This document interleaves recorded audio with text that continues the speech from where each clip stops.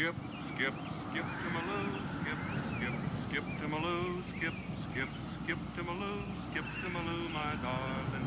Flies in the buttermilk 2 by 2, flies in the buttermilk 2 by 2, flies in the buttermilk 2 by 2, skip to Maloo, my darling.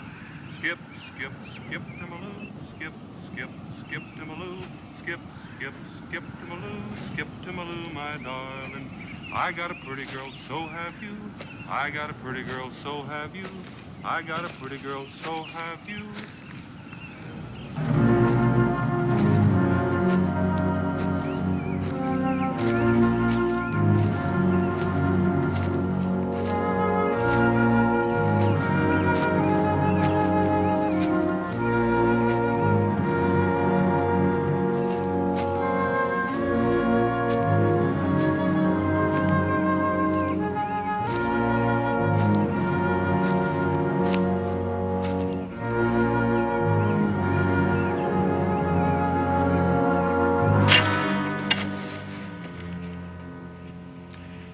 Entire patrol slaughtered. Every last man dead. In all my years of soldiering, nothing like this has ever happened to a unit under my command. I intend to see that it won't happen again. I wouldn't be too sure of that, General. If you don't want more men killed, don't send out more patrols. Chief Kampowitz is a very smart general. And you think he was responsible? That'd be my guess. That's a Wyandotte Lance. Kampowitz. A military genius, a superb strategist. Boone, you know him. Where did he learn the art? Well, he's a product of his times, General. He's mainly interested in survival, so he adapts. You admire him, don't you? Haven't seen him in many years, but he's a good man to have as a friend. A bad one to have as an enemy. Well, you don't choose an enemy, General. You make one.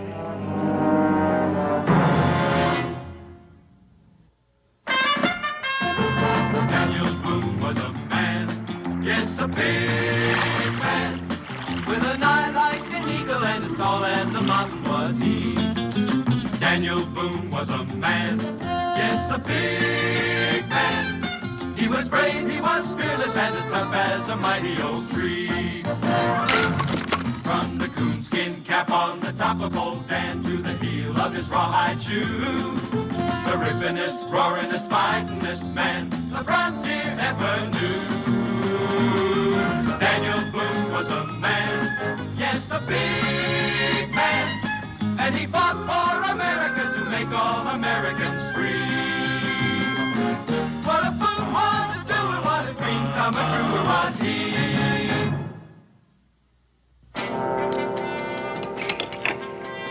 Well, of course, we welcome all the help we can get. And I know your reputation as a woodsman, but I wonder if you'd mind explaining exactly in what capacity you're here. Well, as a matter of fact, Major, I'm kind of curious about that myself. No, what I meant was, is it official or unofficial? Colonel Boone's mission is strictly unofficial. He's here at my specific request. Oh, then perhaps I should have asked if it's entirely confidential. Hardly. That's why I asked you gentlemen here to dine with me this evening. Let's have a little plain, unvarnished truth. This garrison has an unchallenged record of failure. For 2 years now, Kampowitz has outmaneuvered, outfought, outthought, and outwitted you at every turn. 3 generals before me have been sacked for failure and incompetence. Your failure, gentlemen. Your incompetence. Let me assure you, I have no intention of becoming scapegoat number 4. That's why I invited Mr. Boone here this evening. That's why you're going to listen to what he has to say. Mr. Boone? Naturally, General, I'd like to try to be of help. I'm not sure I know what kind of help you need. How do we end this war? Just stop fighting. Our orders are to get... I know what your orders are, General. That's to move the Indians further west. You think we can do that without fighting? I don't think you can do it at all. Strange talk coming from you, Mr. Boone. Why is that? When you opened up the trail to Kentucky, brought the settlers in over the mountains, you did a powerful lot of fighting to clear the Indians out and make this region safe for other families moving west. Well, sir, we didn't try to force whole tribes, whole nations into exile from their own land. We were willing to try to live and work in peace with them. It hasn't worked out that way. In some cases, it hasn't. There's been wrong on both sides. There's been resentment, suspicion, intolerance. Selfish men, both red and white alike, seeking to serve up trouble to serve their own ends. Oh, but this is different. Different in what way, Major? Campowitz is fighting to keep what he rightly believes belongs to his people. Well, meaning all the wrong is on our side. Meaning if you treat an Indian fairly, he'll be fair with you. Cross him and you've got yourself a merciless and bitter enemy. Campowitz and his tribe have a treaty guaranteeing their borders. I say stick with that treaty. We're willing to compensate them, resettle them. 25,000 square miles of land for a couple of kegs of tobacco and a litter of promises never meant to be kept. It would seem you've been among Indians so long you're beginning to think like one. That's the only way to survive out here, Major. I recommend it. So then your best advice is for the U.S. Army to quit? Until you're ready to bring up enough forces for an all-out war, that's my advice. Can we speak our minds, General? Go ahead. I think, for reasons I don't even pretend to understand, Boone here is trying to buy time for his friend Campowitz. Time for him to gather more forces. Time to make more alliances. To inflame all the tribes to war. That's enough. Major Howard, and I demand you apologize to Mr. Boone. Well, what other reason can there be for his advising us to turn tail and run? I asked you to apologize. There's no need. It's pretty plain my way of thinking is not the military way of thinking, and there's nothing I can do about that. So, if you'll excuse me, gentlemen. Boone, I'm sure that if General, you give us there's no nourishment gnawing on a dry bone. I'll be moving on in the morning. Insolent peasant. Gentlemen, you're excused. Major Howerton and I are going to have a little talk.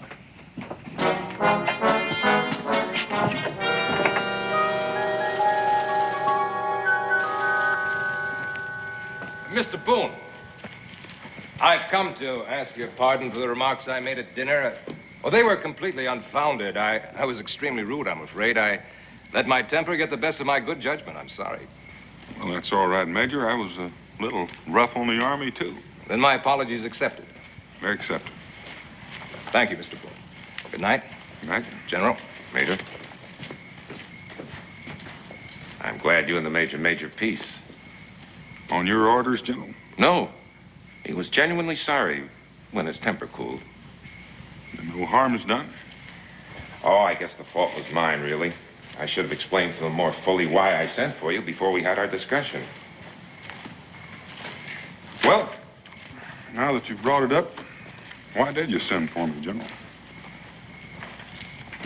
Boone, what do you see outside those gates? I see land, not for all of us, for red and white alike. That's all you see? The land? Well, what else is there? I suppose that depends largely on your point of view. Well, what do you see, General? Something entirely different. 35 years of soldiering and everything I've ever fought for, Boone. Oh, I admit to being selfish. But the only thing that lies out there for me is either failure or success. If your success depends on beating Campowitz, you've got a long, rough road to hoe. Not beating him, Boone. Just reaching an understanding with him. I agree with you. This bloodshed is tragically senseless. It must be stopped. I've been sent out here to stop it. Boone, I'll tell you something my staff doesn't even know. I have plenipotentiary power to reach an agreement with Campowitz to stop this fighting. Now, if you're talking about another treaty, I don't think he's going to listen. I have a plan. What does Campowitz want? Be left alone, I suspect. And all the government wants is passage through this land to the Mississippi. A trail, a corridor. He can keep his hunting ground. His people will be safe. Nobody will intrude upon them. The government absolutely guarantees it. That's an interesting proposition. I know I can convince him of our sincerity if I can meet him and talk to him face to face, man to man. It's the only way.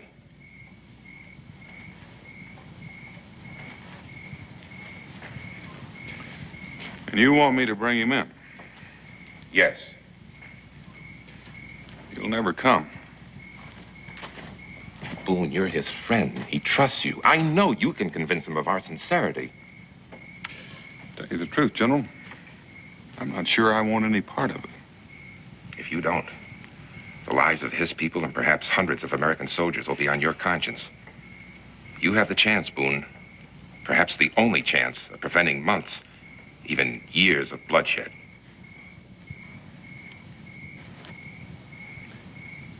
Do you guarantee his safety?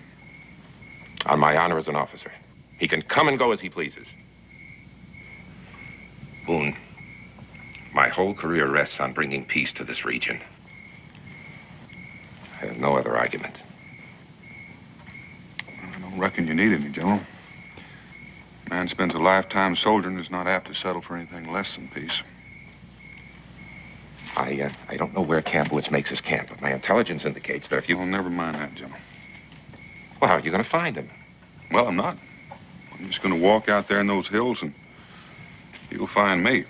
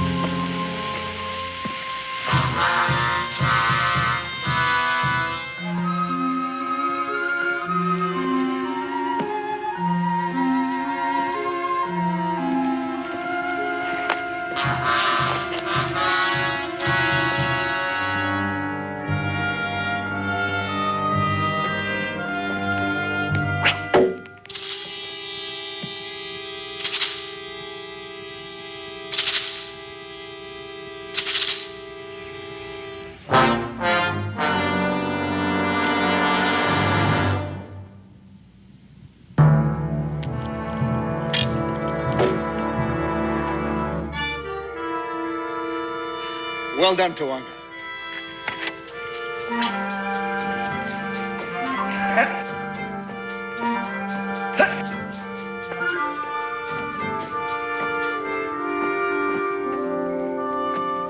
The boy handles the bow with grace and power. Could his father's son do less? She's beautiful as a rosebud. Could her mother's daughter be less?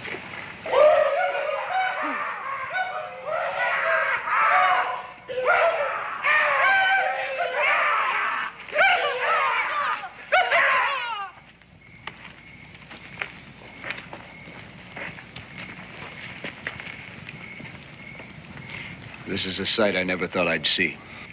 Big turtle bound like a spitted buck. Well, are you going to unspit me or are you going to stick an apple in my mouth?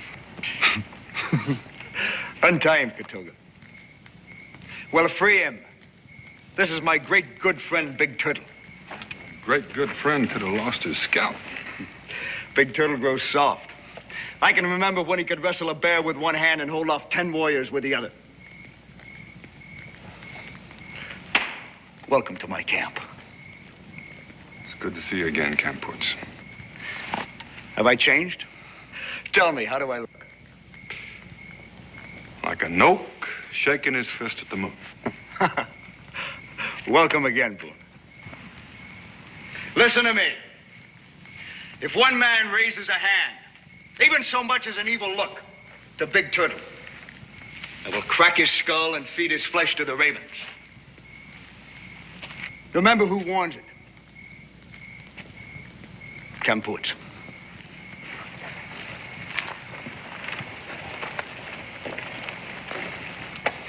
Tawanga, this is my good friend, Big Turtle. Come take his hand.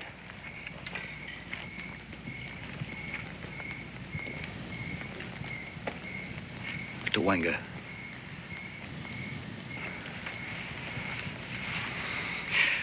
He has never been this close to a white before. This is my woman, Miranda. Bujunichi. First a boy, and then a girl. A very obedient woman. This is Daniel Boone, Big Turtle. Fetch food and robes. What we have, he shares.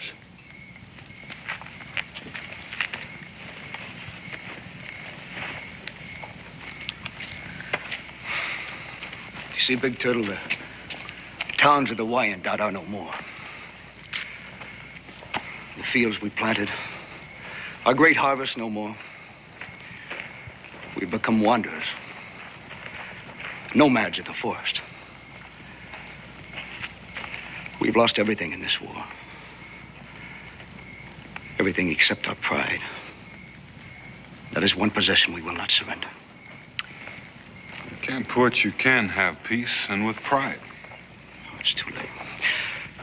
It's too late, Boone. Can't put... Later. Later, Boone. First, we will have a feast of remembering. Then we will go into the forest and make new memories.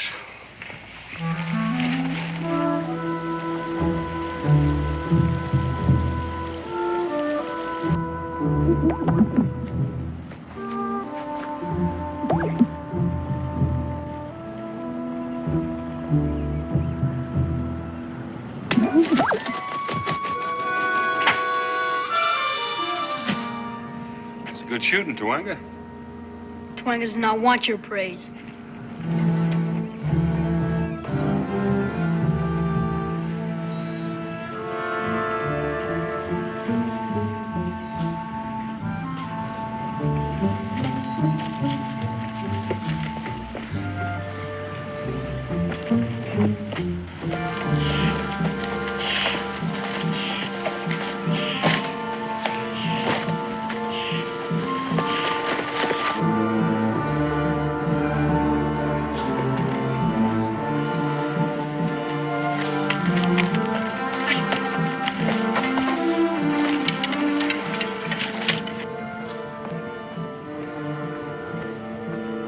Why did we do this, Father? One is to hunt well, he must learn to be hunted. By the white man? He's not like the others. If he were, would he find us in this game we play? Will he, Father? Big Turtle will find the tracks just as I have taught you to find them. He is not Big Turtle, and he will not find us. You're thinking this, my son, will not make it so.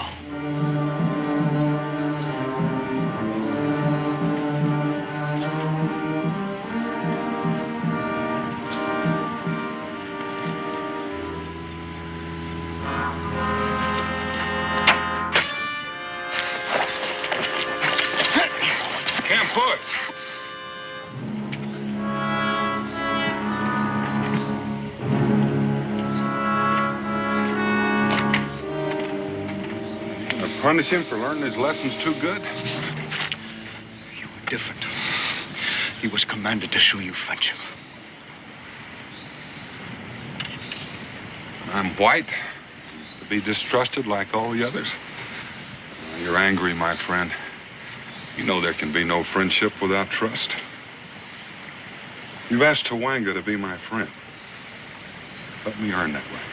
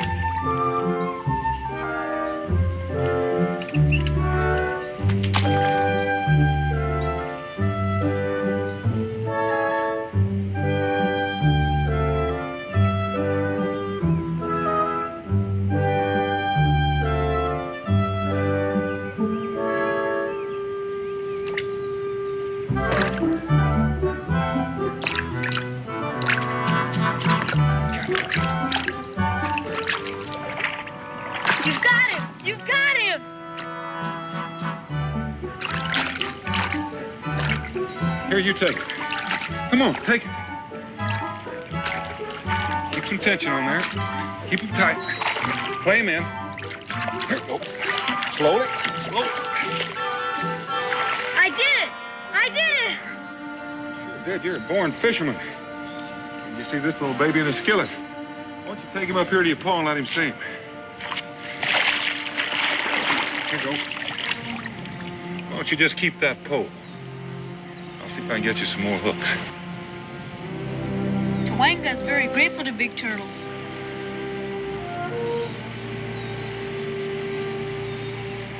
My father's friend is my friend. You know something? That's just the way I'd like for it to be.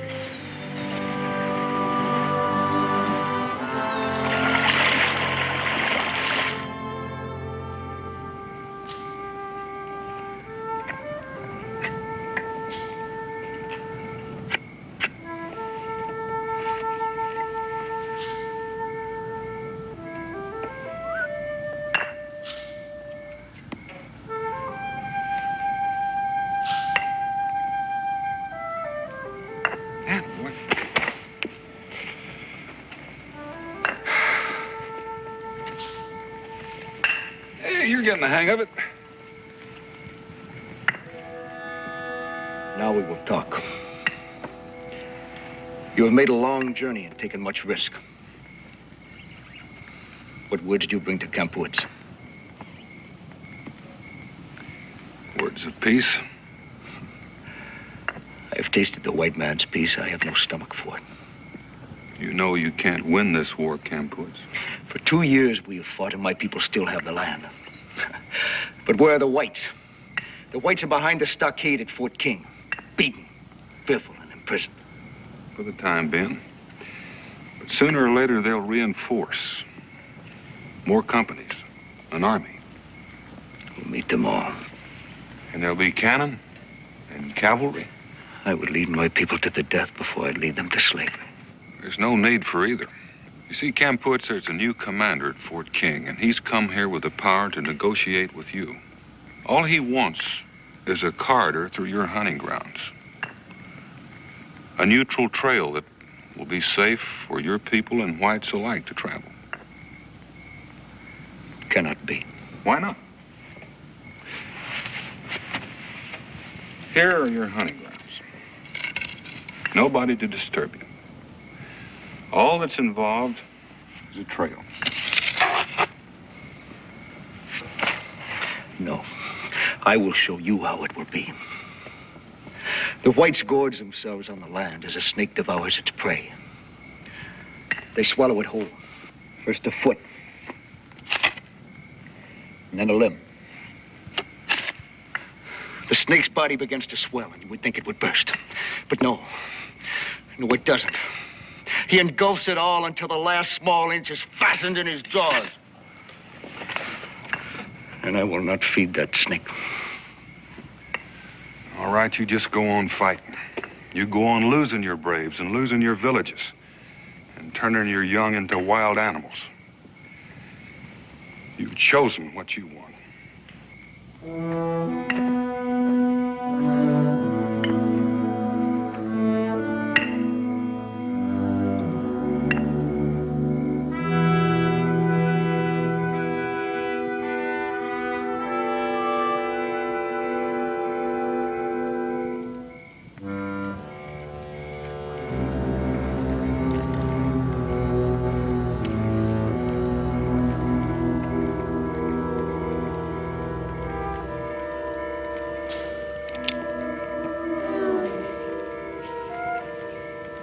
My father makes medicine.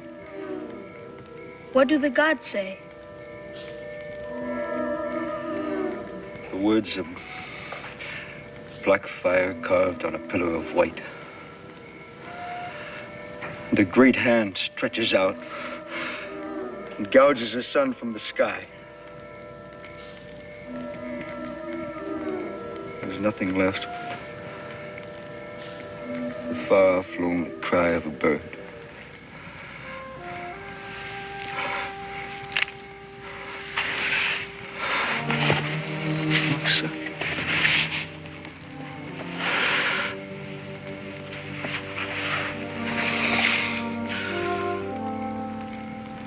Go to sleep, my son.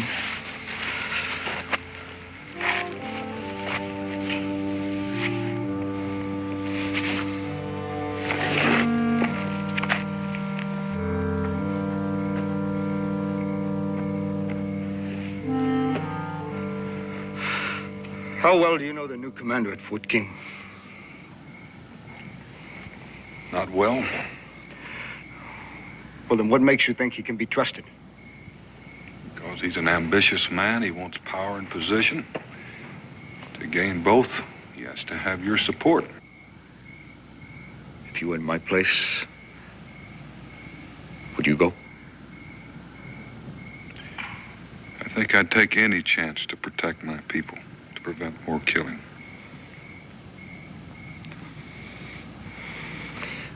You have won him over.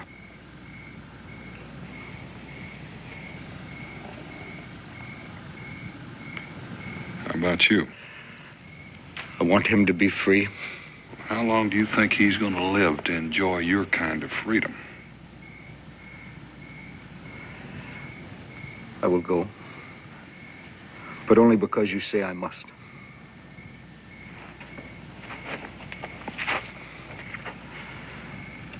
Not because I have the heart for it.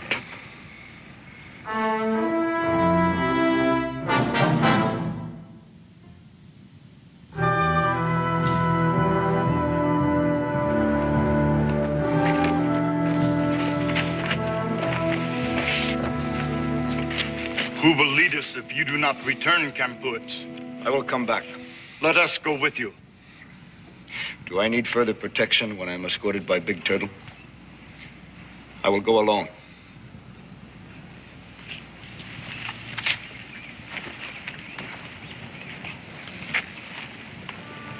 Though the wind may grieve for you, my husband, it is a foolish wind. Yes, this we know.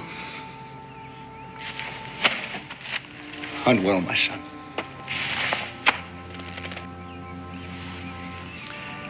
If there is a pebble in my moccasin, it will not be to remind me that we have parted. Yes, my husband. The paths you will travel will be filled with pebbles. This we know, too.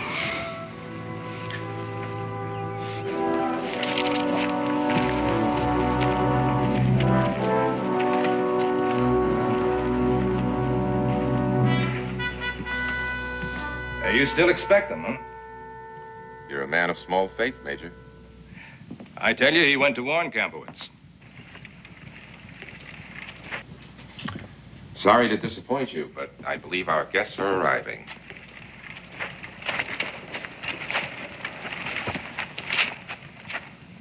General's compliments, Mr. Boone. He'd like to see you in his office.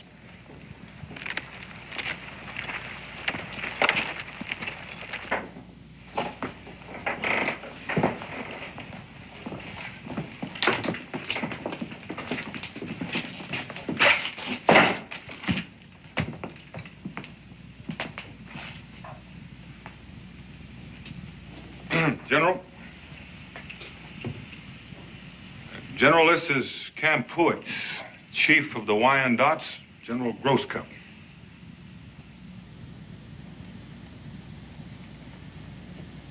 So this is the bloodthirsty savage who's been waging war against us.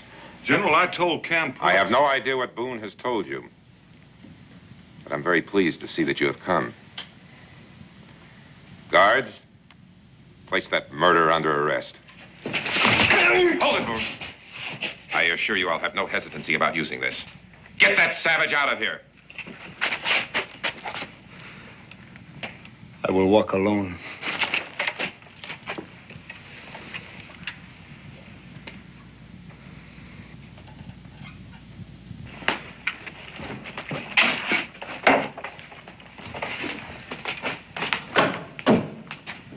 General, you gave me your word. A matter of convenience. Did you think I'd let that massacre go unavenged? I don't think that massacre had anything to do with it. Either way, the end justifies the means. Major Howerton, take Mr. Boone to his quarters and confine him there under guard. Yes, sir. Make that a strong guard, General. You can be sure of that, Boone.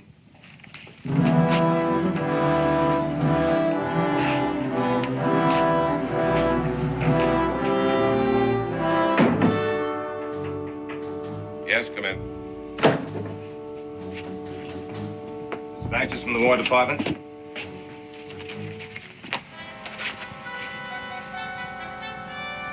No need for you to wait. Get some food and rest. Bad news, General? It seems the Secretary of War is going to pay us a visit. Dubious honor, to say the least. Well, when's he coming? Anytime, I should imagine he's already on his way. Why would he come here? Personal inquiry into the progress of our campaign against the Wyandotte. That could prove embarrassing as long as Boone's being held a prisoner. I thought of that. However, if he knew that I had Kampuitz in custody, he might be tempted to abandon his trip as an unnecessary inconvenience. And I'll have the dispatch rider return at once. No. I prefer you carry the message personally, Major. If the Secretary should persist, I'm sure you could be more persuasive than an ordinary scout. You'll share the honor of the capture, naturally. When do I leave? Tonight. In the meantime, let's have Boone in here. Yes, sir.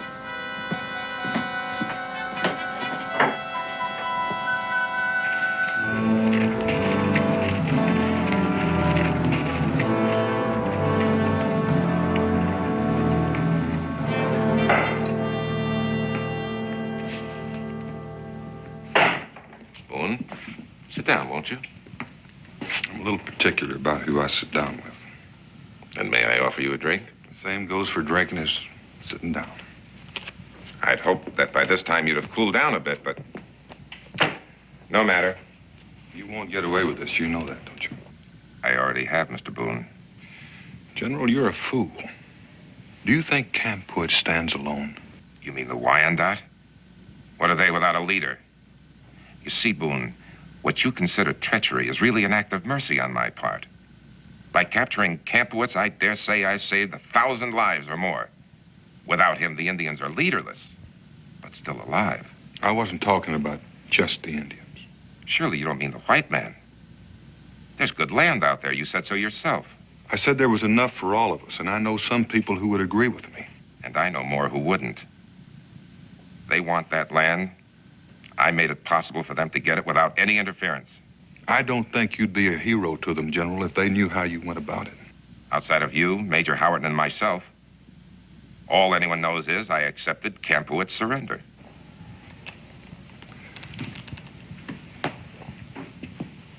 I think I'm beginning to understand you. Not completely, Boone. You've been of some help to me. And in return for your silence, I'll mention you in my report and perhaps arrange a land grant from the government. What about Kampuitz? He'll hang for murder. After a military trial, of course. Then you'd better hang me too, General. Because if I get out of this, I'm going to have your scalp. It's all over, Boone. Can't you understand that? Major Howerton's riding east tonight to spread the word that Kampuitz has been captured. I've made my offer. I'll accept your word.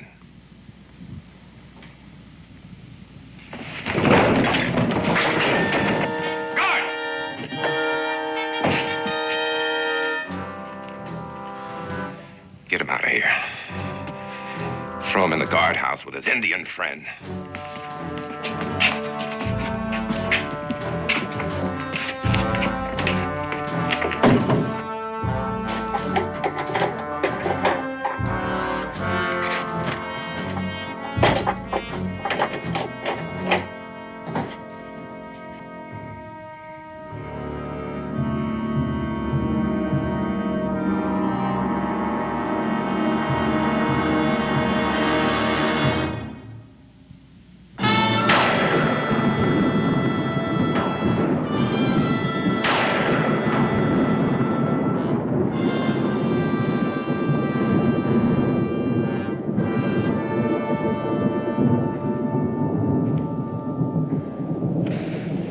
Say it. Say I was a fool.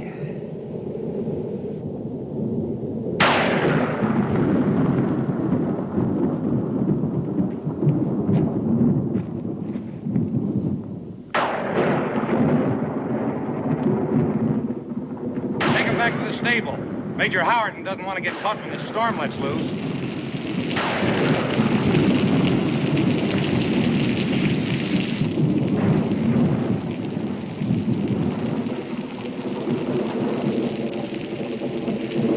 just sit there like a slab of rock.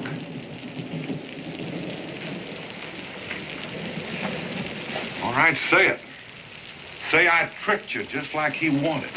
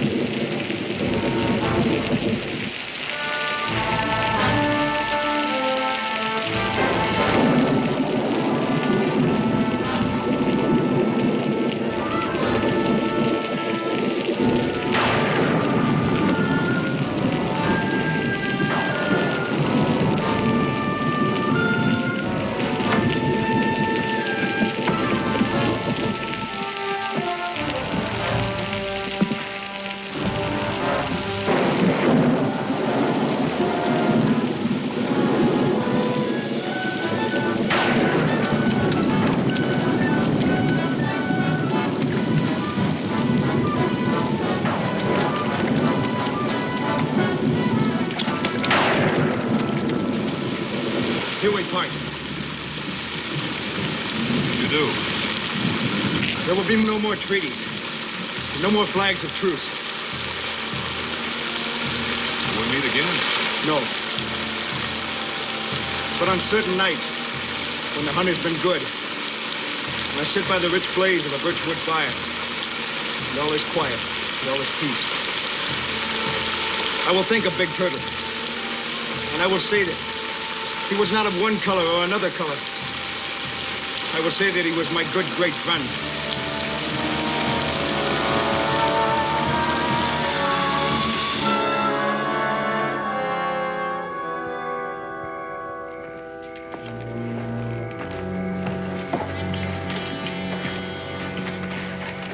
I'm glad the storm's over. Yes, you'll have good traveling, Howard. Oh, my compliments to the Secretary of War, and tell him a full report will be on its way. I'll do that, sir.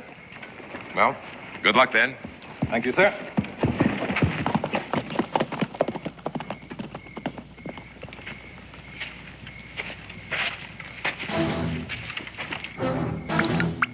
General! General! Well, what is it? Prisoners, sir, they're gone. The what? They tunneled out. Major! Major Howerton! Major Howerton! General Grosscup. You're wasting your breath, sir. He's too long gone to hear you now. Assemble your men, Lieutenant. The prisoners have escaped. I want a search party out in 15 minutes. Yes, sir.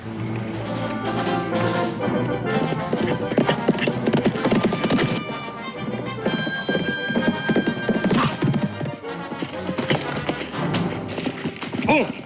Been waiting for you, Major. Took you quite a while getting here. I'm gonna kill you, Boone.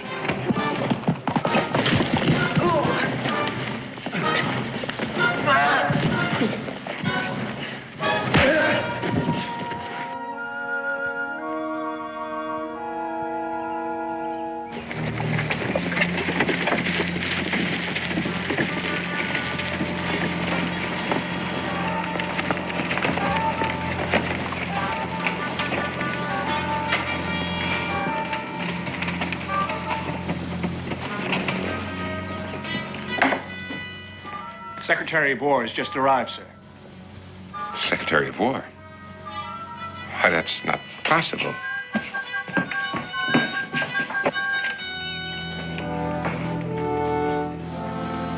Secretary, I hardly expected you so soon. It's quite all right. It's quite all right. You look tired, sir. I'll arrange quarters for you, and after you've had some rest... Later, General, later. Incidentally, I ran across a mutual friend along the way.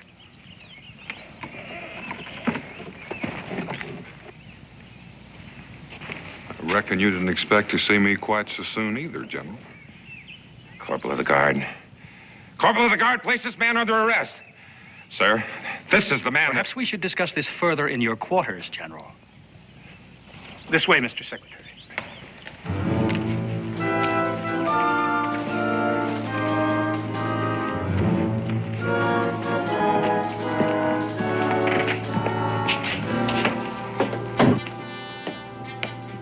You will be interested to know, General, that your Tribune, Major What's-His-Name, thanks to Mr. Boone, has just had a very short and unproductive journey.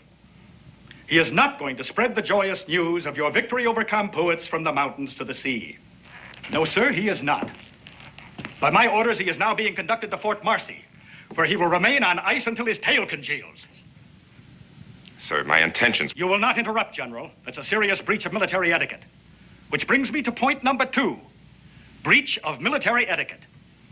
Mr. Boone has given me a complete account of your so-called capture of Campuits. In all my years as a soldier, in all my experience, both in and out of uniform, I know of nothing so degrading to the uniform you wear or the country you purport to represent as this flagrant violation of the sanctity of a flag of truce. What was in your mind, sir?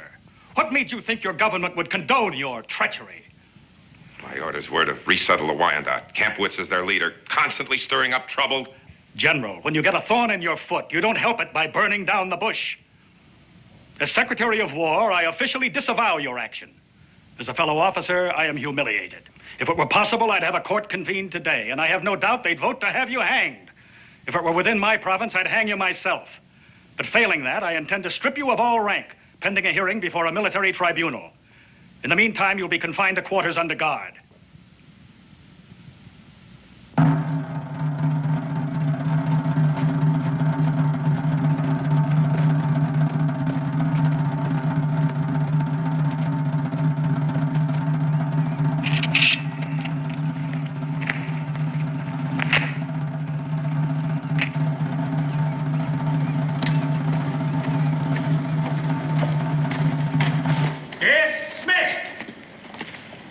Tragic sight, Mr. Boone. It's not pleasant to watch a man die before death takes him. No, sir. My deepest regret is that your Indian friend couldn't have seen this. It might have helped convince him of our sincerity. Oh, he saw it all right. Mr. Secretary, take a look around you. They've been sending up smoke since early light. What's your recommendation, Mr. Boone? Mr. Secretary, I figure it's our turn. Our turn for what? Walk out there carrying a flag of truce. I figure Campuits is still a man of honor.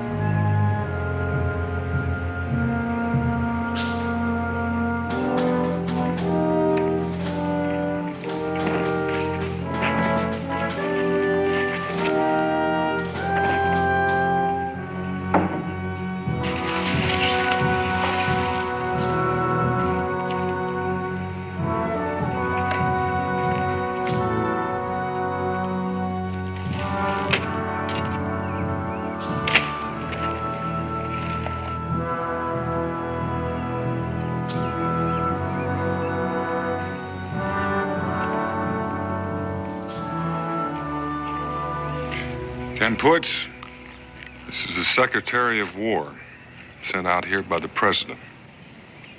We were not to meet again. I think you ought to listen to what he has to say. I've come to apologize for the dishonorable conduct of an officer who's unfit to wear the uniform of his country. We regret his actions, and we wish to assure the Wyandot that he will be punished. I have no interest in this officer or his punishment. Then let's talk about your people. What can you say of interest to my people? That we wish to live in peace with them.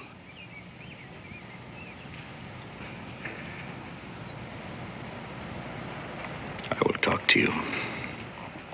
All we ask is that there be a treaty granting us passage through your land to the Great River.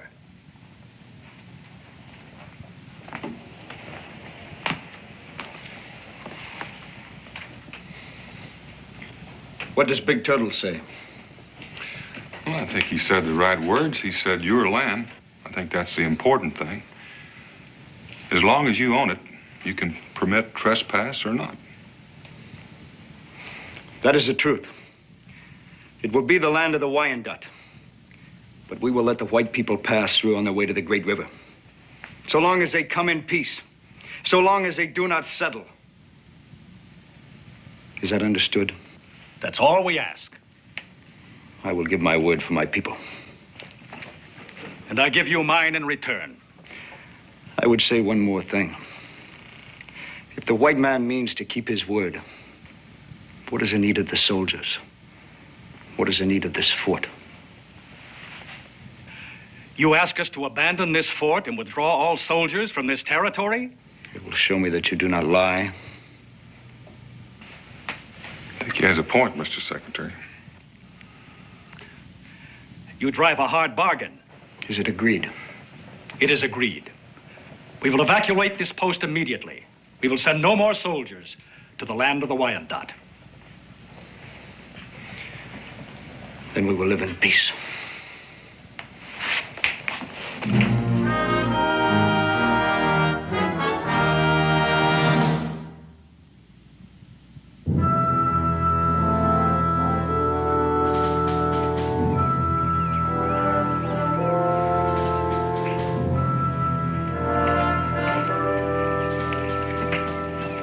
Well, at least he kept his word. Everything and everybody's gone. And I will keep mine. And Tawanga after me. Oh, I almost forgot. If a white man shows up at your camp and wants to join in on the hunt, would that be trespassing? We will allow one white man, especially for fishing. And most especially if you take me. Well, now, thank you, Tawanga. Farewell, my friend. Kampuits. Goodbye, Big Turtle. So long, Tawanga. Hayoka! Fire it!